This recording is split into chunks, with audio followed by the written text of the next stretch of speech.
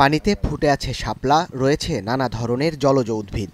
প্রাকৃতিক এমন মনোরম দৃশ্য দেখে প্রথম দেখায় যে কেউ ভাববে এটি একটি বিল, কিন্তু এই সৌন্দর্যের মধ্যে রয়েছে কৃষকের চাপা কান্না। মেহেরপুর সদর উপজেলার সিংহাটি গ্রামের এই মাঠটিতে তলিয়ে আছে ৬০০ হেক্টর জমির ফসল। এতে বিপাকে সিংহাটি, পাটকেলপোতা, শিমুলতলা, দরবেশপুর সহ সদর ও গাংনী উপজেলার ১০ গ্রামের কৃষক। খালের দুই পাশে পুকুর স্থাপন করে পানির জলাবদ্ধতার কারণে এরা যে সমস্ত হতদরিদ্র কৃষক পথে বসে গেছে। এটা সংস্কার করে দিলে আমাদের এই পানিটা, এই ১৪টা গ্রামের পানি অমেন্দি বেড়াতে পারে।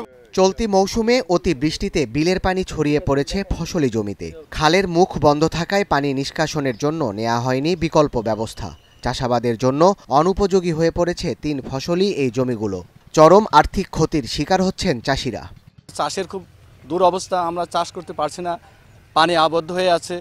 আমাদের এখানে যত কৃষক এরা অতি কষ্টের মধ্যে দিন যাপন করছে। পানির কারণে আমাদের খুব কষ্টের ভিতরে আছে। আমরা কোনো টাবাদ আসে না, বাড়ি কোনো কিছুই আসে না, নিয়ে আনতে পারিনি। এর আগে যে চাষ করতাম, গম করতাম, ভুট্টা করতাম, আপনার ধান করতাম, পাট করতাম, এখন সেসব জমিগুলা সব পানির নিচে।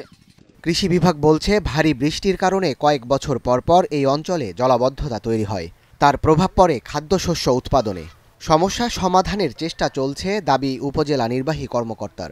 পানি নিষ্কাশন ব্যবস্থা দুর্বল হওয়ার কারণে এই সমস্যার সংগঠন হয়েছে।